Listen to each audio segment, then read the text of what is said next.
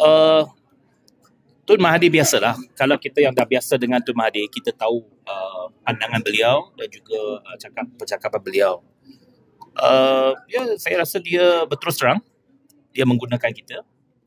Pada ketika itu memang kerjasama di antara PH, khususnya DAP dengan Tun Mahathir. Kita pada ketika itu memang tujuannya memang nak menewaskan pentadbiran Datuk Seri Najib. Dan saya rasa dia telah berterus terang bahawa dia sebenarnya tidak ada keikhlasan dalam bekerjasama dengan kita. Dia cuma nak menggunakan kita untuk mencapai objektifnya, menumbangkan Datuk Seri Najib. Kita sebenarnya pada ketika itu kita amat ikhlas untuk memastikan bahawa ada satu pentadbiran yang baru dalam satu kerajaan yang baru yang boleh membawa pembaharuan. Dan ketika itu kita mengharapkan bahawa Tun Mahathir selepas pun mencapai satu usia yang begitu lanjut, dia juga boleh berubah, bukan saja nak bersama-sama menewaskan Najib, tetapi membawa satu pembaharuan.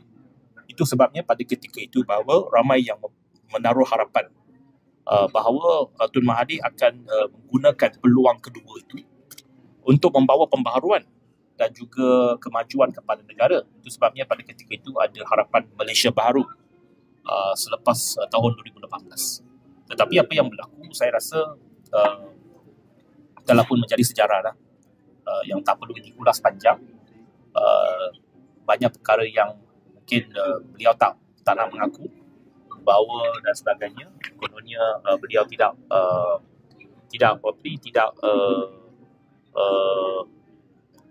membelakangi janjinya untuk menyerahkan kuasa dan menggunakan pelbagai alasan, kononnya Sheraton Move dan sebagainya. Jadi saya rasa itu pandangan dia lah.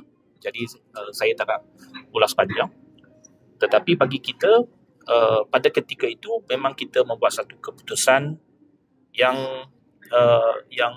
perlu bagi DAP dan juga Pakatan Harapan. Kita membincangkan perkara ini dengan panjang lebar, dalaman, dengan parti-parti Pakatan Harapan. Ketika itu Datuk Seri Anwar Ibrahim masih berada dalam penjara.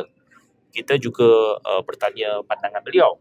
Malah pada ketika itu Datuk Seri Anwar pada awalnya agak keberatan untuk bekerjasama dengan Mahathir, dan Datuk Seri Anwar telah pun memberikan pesanan bahawa beliau mengenali Tun Dr. Mahathir.